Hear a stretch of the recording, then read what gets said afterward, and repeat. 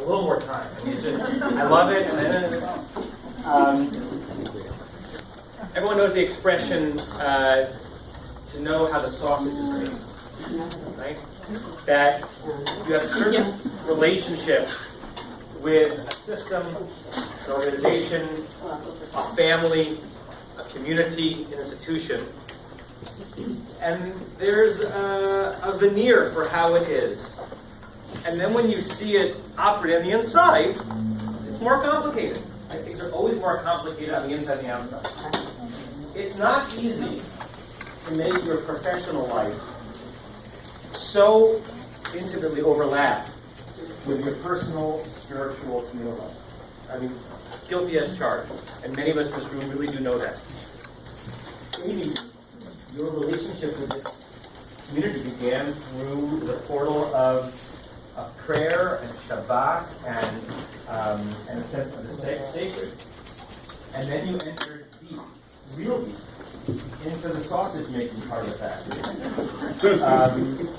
And found a way, even as your shul communities grew beyond this building, found a way not only to remain dedicated to, but to contribute to the sanctity of the process of producing your sausages. One of the things that I always appreciated about working with you on small, medium, and large projects is that you understood that, especially within a synagogue, in a school, there's no such thing as the mundane. The mundane is the sacred. Where the chairs are set up, how many mics are in the room, how many books are going to be at each table, what the air conditioning is set to, whether or not there's going to be enough room in a space for the project. One could make the argument, erroneously, that those are all just mundane details. But when the product is relationship, the product is prayer, the product is learning, the product is Jewish community, everything about it is sacred. And there's actually a Jewish concept to that. In halakha, in Jewish law, we have a concept called machshir mitzvah. Mitzvah, the commandment, the deed. Machshir is from the word kasher. We think of the word kosher as meaning kosher. It means fit, it means appropriate, it means to make something fit. So machshir mitzvah are all the things that are done behind the scenes so that when the moment of mitzvah happens, it can happen well, right? Shaking the lulav is the mitzvah. Putting it together and making sure each of the individual pieces are appropriate, that's machshir, right? Vowing and saying the words is prayer. But setting up a prayer space so they can be an incubator for spirituality, that's machshir mitzvah. Very few people see the machshirim in a school or in a synagogue. Very few people are even aware. They can remind themselves of the fact that this stuff just doesn't happen automatically. But everyone in this room knows on a level that is only known when you're in intimates, that the machshirim are what's needed for the people who are actually doing the mitzvah moments to do their work well. And that when you do machshir mitzvah with a sense of sanctity, the whole community is uplifted. And you've been here over 20 years. It's quite impossible to imagine our working through a day, a week, or a month without your comprehensive bird's eye view of what goes on in this institution. And yet we also send you off with a sense of great joy for what you're going to leap towards and achieve in this next stage of your professional life. And you're bonded here and will remain so. And we mate for life. And you have enough connections to this community that we hope that those remain. And on a level that really can't be expressed in just a few words, I want to express personally and professionally, and on behalf of the people in this room and the communities that represent, a tremendous gratitude for your investment of time and emotion, for your expertise, for your care, and for being a often undersung and underseen machshira mitzvah, helping all of our sacred moments be that much more beautiful because of the work you did to make them possible. Thank you.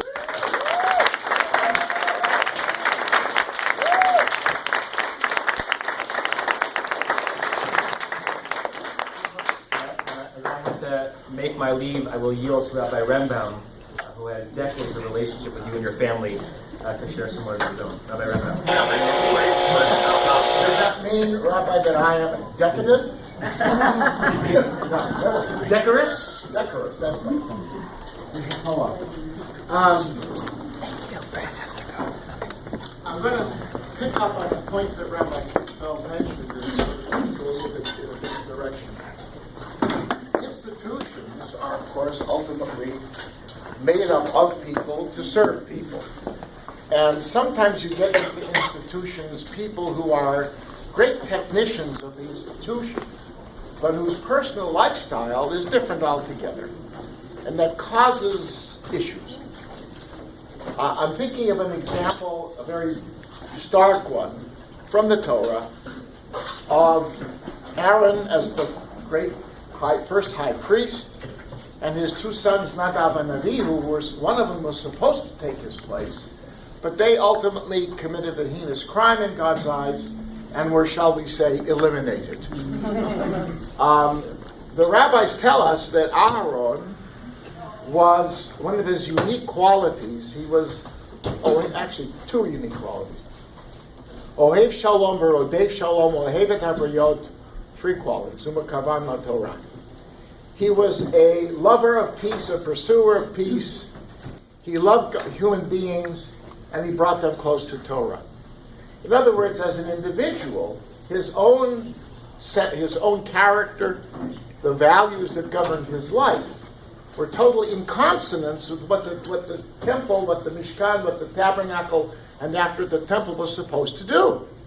Right? The tabernacle, the temple, was supposed to be a place that was a place of peace and harmony between God and the people. It was supposed to be a place where the community could be served at the highest spiritual level, and it was supposed to be a place out of which Torah was supposed to emanate. So he fit the mold. Unfortunately, his two older sons did not. His two younger sons did, but his two older sons did not. So I'm saying this because in Amy, as you've heard from Rabbi Klickfeld, we have an individual who was that way. You in your personal life, in your family life, your values, your approach to things, you live Judaism. A synagogue ultimately is an institution that is based on Judaism. And it's the best thing is when you have people who work in the institution as a job, but whose personal values also reflect what the institution stands for. And that's what we've seen in you. I can say this because, as Rabbi Klickfeld says, I've known you for a long time. I know, I signed your ketubah. I officiated at your wedding.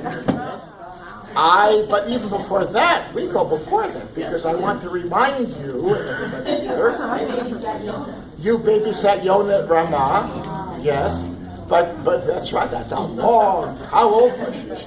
That's over. Huh? Nomi was 3. Nomi was 3. Okay, so Nomi is 4 years old. So I mean, it's about anyway, don't tell her. Anyway, but I knew your family before that, because I worked with your grandpa, Lava Shalom, on the high holidays at Beth Shalom. I knew your uncle, right? I taught at his shul for a little bit up in the Bay Area. So we go back that far. And of course, your last name is Rabin, and I've known that family even longer. So, I mean, I've seen you over the decades, and I've seen how you've developed and how you've grown, and how you are, and what you are. And, you know, to me, we're going to miss you here. Your grandpa served his shul for 55 years. I think something like that. It was over 50 years. You have not served this shul that long, but it seems like it. Because every time you walk in there, you know. Jeff I've known since 1970. 71. 71. Go figure, do the math. Okay. Library Minion was born in 1971. That's right. That's correct. I remember we drove up to camp once. We had a long talk in the car. You were a counselor. I was the camp rabbi or something. It was going to a USY retreat. Oh, that's what it was. Yeah. Okay. See, he remembers. He's younger. His memory's better. Anyhow, but so I've seen this whole process develop. I've seen you become a mother, And I've seen you become a grandmother. I welcomed you into the club, and it was a great joy for the two of you. So, I mean, I've seen it. But I think the most important thing, as I say, is that you've always demonstrated these qualities of Aharon HaKohen. Right? I mean, you love Torah. Now, as you move forward, please God, you will have an opportunity to teach Torah to little ones, but that's where it's got to start, right?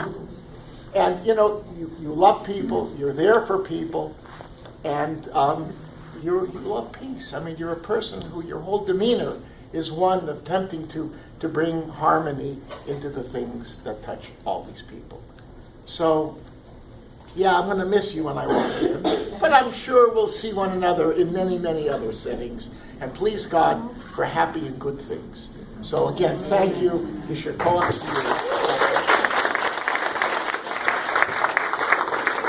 We really do go way back, don't we?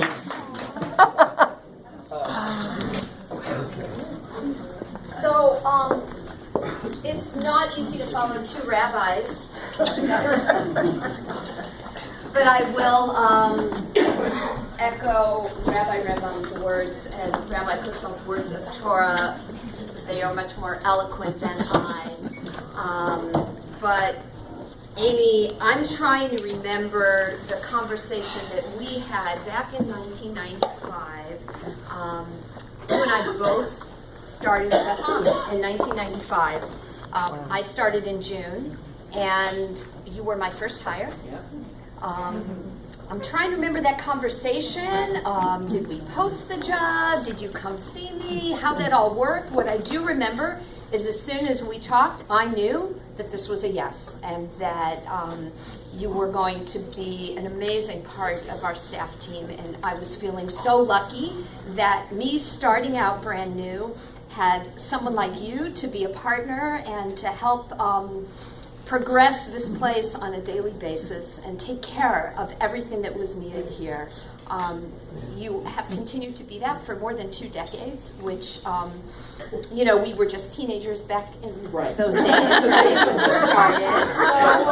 So, we've grown a lot in that time, and look at this amazing team that we have around us.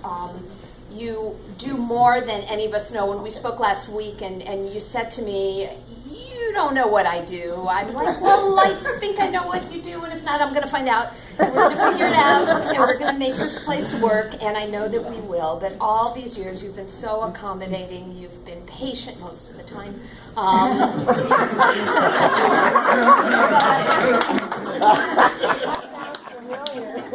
You've never been defensive. You've always been able to step forward, and if something needed to be adjusted, just roll up your sleeves and do what needed to be done. You would reach out to each one of us. If we didn't have our stuff in to you in time, you would make sure that you would approach us to see that everyone's needs were met. In so many different areas. I'll always think of you about Thanksgiving time. That was a very, very special project that you took on that was not part of anybody's job description, but one of these things that you really owned for many, many years and helped establish as a huge mitzvah for our entire community. And I hope that we are able to continue to offer that to the broader community as a service, and I'll always think of you as the one who really established that here for many, many years. On a personal note, of course, I don't have to relive the story of Shmini Atzeret at the Rabin home when my husband Seth and I were guests, and Amy and Jeff helped facilitate this lovely meal, from which time we never looked back. And I'm so honored. We were not married, and I'm not going to go into the whole story, but I'm just so happy that we relive that every year at our homes on that occasion, Shmini Atzeret. I also remember very clearly the day you came into my office and said, Cheryl, I have to talk to you about something. I'm pregnant, and my due date is March 3rd, March 7th of 1997, and I sat there and I said, oh my God, that's my my due date too. But I wasn't ready to tell anyone. So Abishai and Rena were in utero at the same time, and we experienced all of that together, and your time and Rena's time at Pressman and through high school. And really, you and Jeff have just been role models to me as I've watched you raise 4 beautiful children and now grandchildren. And it's been an inspiration and something that I hope for as my children continue to grow as well. So I will miss you. Wilshire Boulevard Temple is very lucky to have you. We've got a lot of love to bring those little kitties, and I know they're going to give it right back to you in hugs and kisses. I do want to present to you from the temple this paper cut. For God has told you what is good and what God seeks from you, to do justice, love kindness, and walk humbly with God, which are values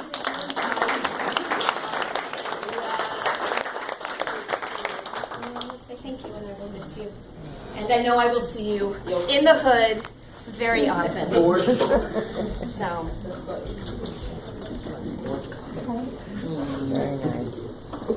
And I think we have one more presentation. Is Ariana going to do the honors here?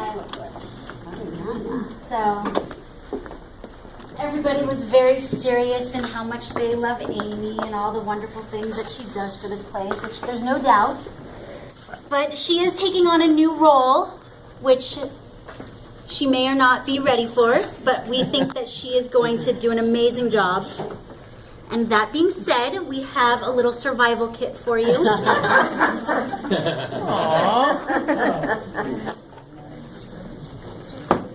Should we? Okay, we'll show you what's inside. Oh, please. So, working with little ones, you will definitely need some boogie wipes. Because you do not want those all over your shirt. This is a great product. I love these. You also will be doing lots of arts and crafts and getting dirty, so we got you an apron. An apple for the teacher. Fold that back up. That's very cute. That's very cute. And you can never have too many cute stickers to put on everything, everywhere. And these ones are really good for whenever a kid complains that something hurts. Here, have a sticker, and it makes everything much better. Right, Angie?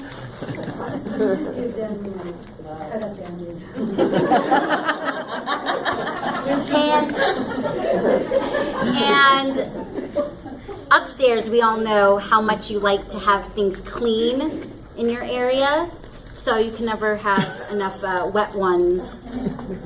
And lastly, a mug filled with your favorite chocolate that says, "It takes a big heart to help shape little minds." So always have your water with you. And this is from all of us on the 3rd floor.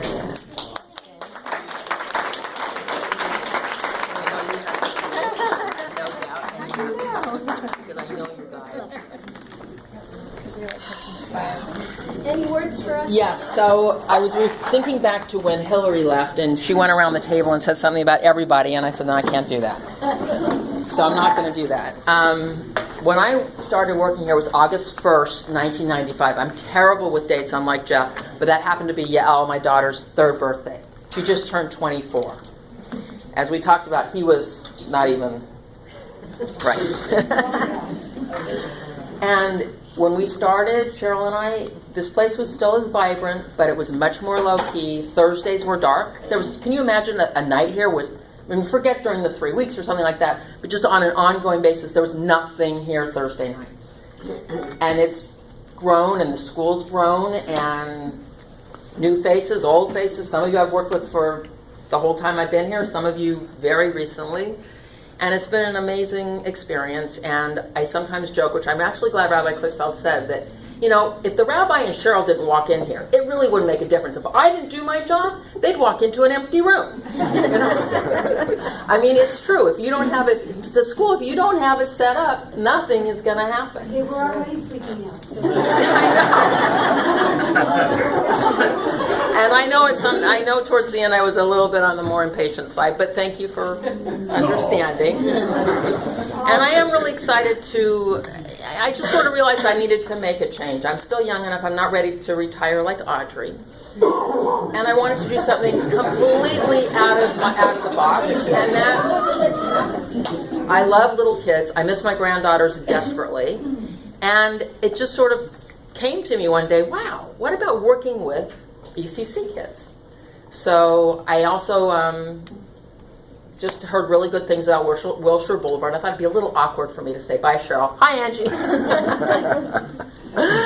And I'm really excited. I would have dealt with that. Yeah. So I'm going to miss everybody. I know it's going to be a transition, but it will be great. Change is good for everybody.